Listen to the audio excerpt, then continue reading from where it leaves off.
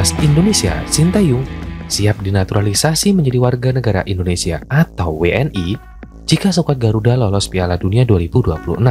앞으로도 인도네시아 축구를 위해서 저 또한 열심히 노력하도록 하겠습니다. Terima kasih. Dalam wawancara dengan media Korea Selatan, Isplus, pelatih 53 tahun ini menegaskan bahwa siap menghabiskan sisa hidupnya di Indonesia jika timnas Indonesia lolos Piala Dunia 2026. Mungkin saya akan tinggal di Indonesia selama sisa hidup saya. Saya sangat senang tinggal di Indonesia, kata Sintayong saat ditanya apa responnya jika timnas Indonesia lolos Piala Dunia 2026. Sintayong pun optimistis target apapun bisa tercapai, termasuk melihat timnas Indonesia lolos Piala Dunia 2026. Menurut Sintayong, timnas Indonesia bisa lolos ke Piala Dunia 2026 jika seluruh pemain dan staf pelatih memberikan yang terbaik di setiap pertandingan. Ya, gini, saya sama Coach Sin profesional.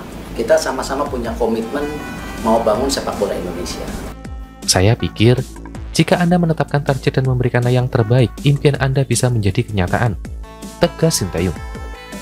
Meski begitu, mantan pelatih timnas Korea Selatan ini tidak mau memberi beban berlebih kepada Ragnar Oratmangun dan kawan-kawan. Ia hanya menegaskan timnas Indonesia finish di posisi ketiga atau 4 grup C babak ketiga kualifikasi Piala Dunia 2026 zona Asia demi ambil bagian di babak keempat. Saya tidak ingin memberi tekanan kepada pemain dengan memperhatikan targetnya yang tidak realistis. Finish 2 besar di grup C dan lolos optimis ke Piala Dunia 2026. Jadi saya hanya mentargetkan timnas Indonesia finish di posisi ketiga atau 4 grup C. Harap ayah 2 anak itu. Balik ke potensi naturalisasi, jika mau bisakah Sintayong dinaturalisasi menjadi WNI? Jawabannya bisa. Tentu, kenapa jawabannya bisa? Seperti halnya pemain-pemain yang sudah dinaturalisasi oleh Indonesia. Berdasarkan Undang-Undang Nomor 12 Tahun 2006 tentang Kewarganegaraan Republik Indonesia, ada syarat-syarat umum pengajuan yang diatur dalam pasal 9.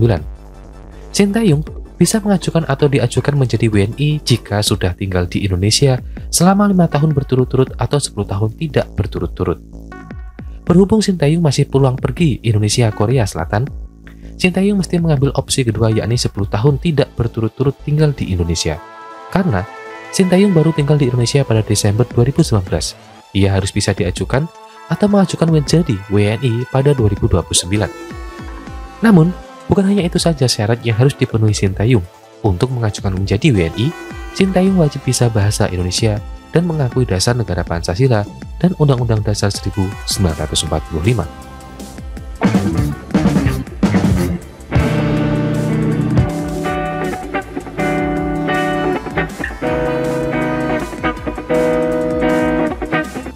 Pelatih timnas Indonesia Sintayong memastikan bahwa 2 pemain keturunan Miss Hilgers dan Eliano Regenders akan bergabung dengan tim Indonesia menghadapi Bahrain dan Cina dalam lanjutan kualifikasi Piala Dunia 2026 zona Asia putaran ketiga.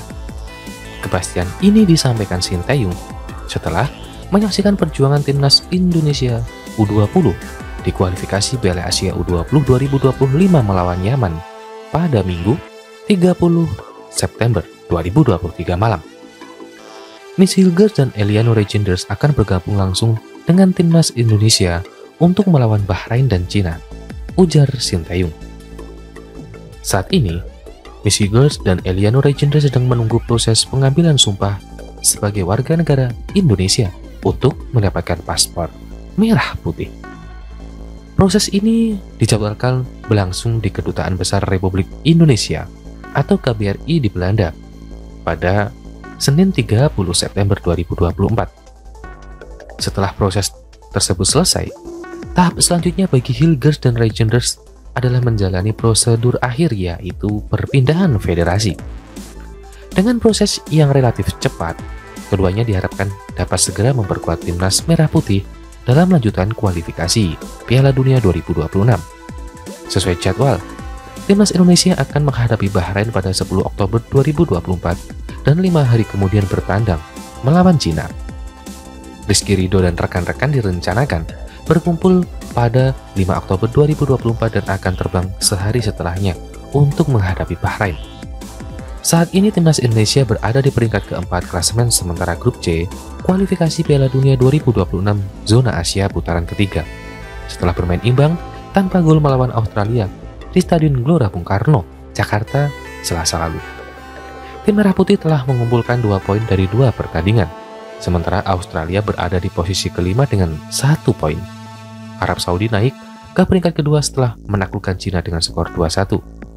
Jepang kokoh di puncak klasemen dengan 6 poin setelah meraih 2 kemenangan melawan Cina 7-0 dan Bahrain 5-0. Bahrain menempati posisi ketiga dengan 3 poin, sementara Cina berada di posisi juru kunci tanpa poin.